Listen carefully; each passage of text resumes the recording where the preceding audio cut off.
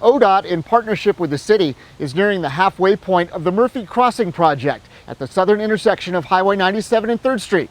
Check out what's being built. So right now, it looks like we're about halfway through, a little bit more than halfway through with this project.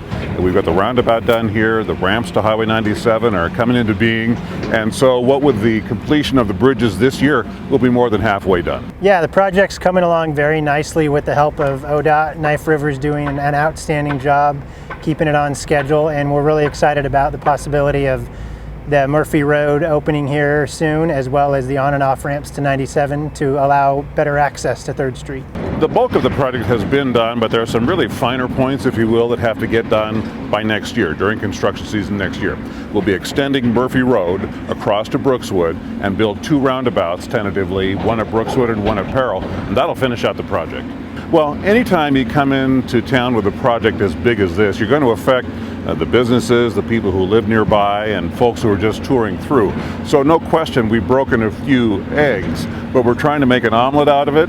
And so in the long run, what's going to happen is that more people will benefit by this real serious construction project than those who are inconvenienced for a while. It's not to minimize the inconvenience. The inconvenience has been major for the people that are here. But what we like to do is look at the greater good picture, and everybody will be better served by this project. From the city's perspective, some of the challenges have definitely been access issues for the local residents and the businesses.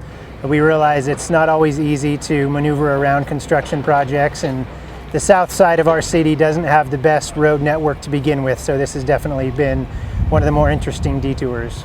We've been able to move up the opening of the on and off ramps to Highway 97, which will get that done a year earlier than scheduled, so that's exciting for the businesses and the residents to have that access and that southern entry into the city again.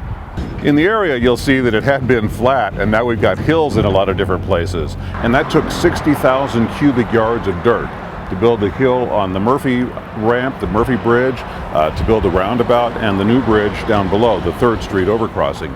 So between the 3 of them, it took 60,000 cubic yards, and that's 6,000 dump trucks full of dirt to come here and help build up the little mountains now that we have where there were none before. Currently, the most southern overcrossing we have in town is Reed Market Road. So having a access on the south end of town on Murphy to allow residents to get all the way from Brookswood over to Broster House is going to be great for cutting down commute time and not having to get through the lights and to try to cross past 97.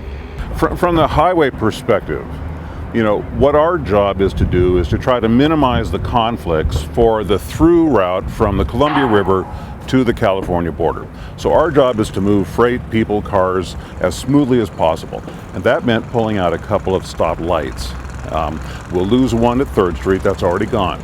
The one at Pine Brook is coming out when the project's completed, and you'll be able to turn right in and right out, but you'll not be able to cross the highway anymore, no more light. So we've achieved the goal of removing 2 stoplights from the highway, and that's really what our objective was at the beginning.